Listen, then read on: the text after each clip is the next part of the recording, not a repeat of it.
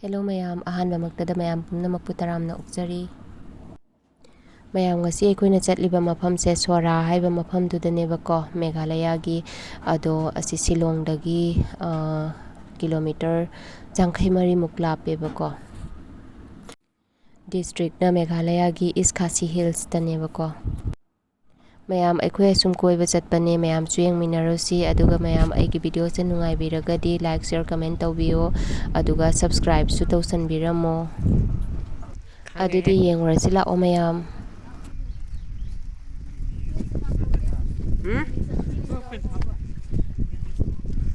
Oho.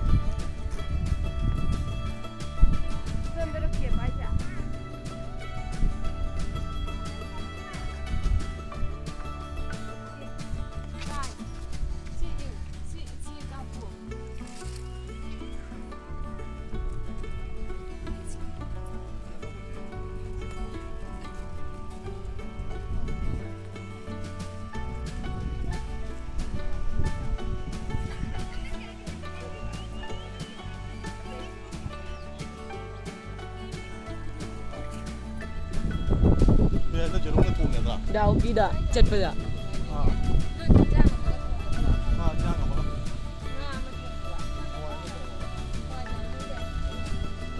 Daugida chatpada lido dai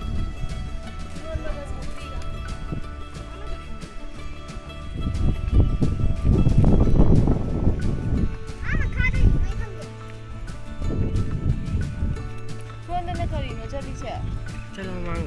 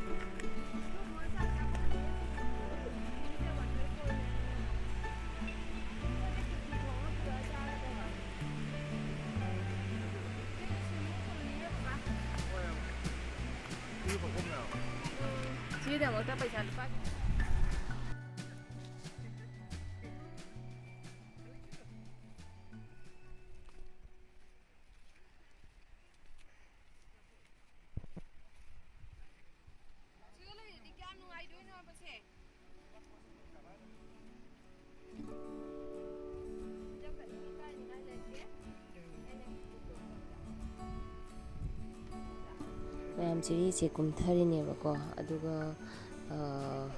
kali legi adusu yeminarosi moidi ayambana hill area oibanina haidi chingi lam oibanina sumaina sum ayambada siri kaba khotpa admain tawragadi sum chatle moisi haidi tourist place oiba mafam singse sumaina loina chatle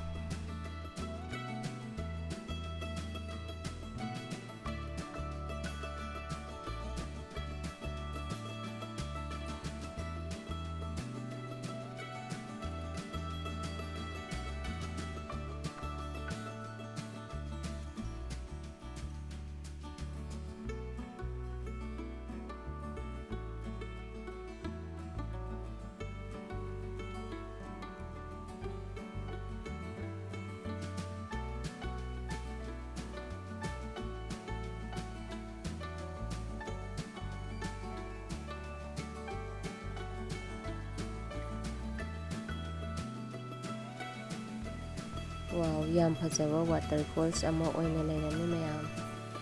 yam fajai yengbada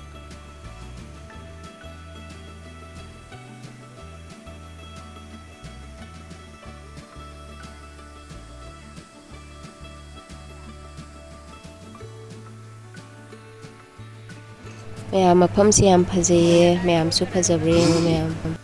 ꯃꯌꯥꯝ ꯃꯐꯝꯁꯦ ꯌꯦꯡꯕ ꯂꯥꯛꯄ ꯃꯌꯥꯝ ꯑꯃꯁꯨ ꯏꯔꯨꯖꯕ ꯑꯗꯩꯗꯤ ꯏꯔꯣꯏꯕ ꯃꯌꯥꯝꯁꯨ ꯌꯥꯎꯔꯤ ꯃꯌꯥꯝꯁꯨ ꯌꯦꯡꯕꯤꯌꯨ ꯏꯁꯤꯡꯁꯤꯁꯨ ꯌꯥꯝ ꯐꯖꯩꯌꯦ ꯑꯗꯨꯒ ꯃꯣꯏ ꯏꯔꯣꯏꯅꯔꯤꯕ ꯀꯥꯡꯕꯨꯁꯤꯡꯁꯤꯁꯨ ꯒꯥꯏꯗ ꯌꯥꯎꯋꯦ ꯃꯌꯥꯝ ꯁ꯭ꯋꯥꯏꯁꯤꯗꯤ ꯈꯨꯐꯖ ꯑꯃꯅꯦ ꯑꯁꯦꯡꯕꯗꯅ ꯍꯦꯜꯂꯦ ꯑꯃꯨꯛ ꯍꯦꯟꯅ ꯐꯖꯕ ꯚꯤꯗꯤꯑꯣꯗꯅ ꯐꯖꯕ ꯈꯔ ꯋꯥꯠꯂꯦ ꯃꯌꯥꯝ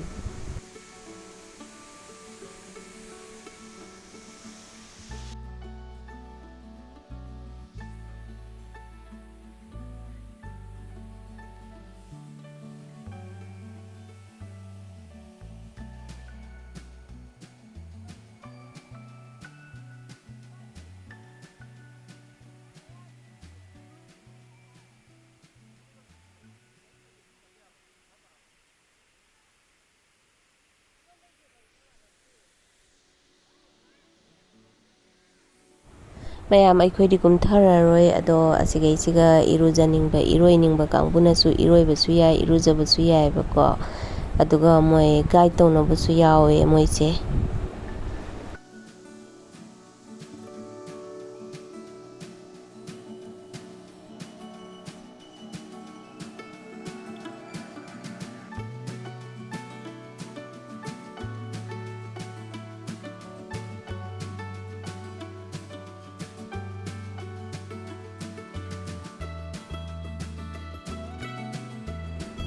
ꯑꯗꯣ ꯃꯌꯥꯝ ꯑꯩꯈꯣꯏꯁꯨ ꯍꯜꯂꯦ ꯑꯩꯒꯤ ꯚꯤꯗꯤꯑꯣꯁꯤꯁꯨ ꯃꯇꯥꯡ ꯑꯁ꯭ꯋꯥꯏꯗ ꯂꯣꯏꯁꯤꯟꯖꯔꯒꯦ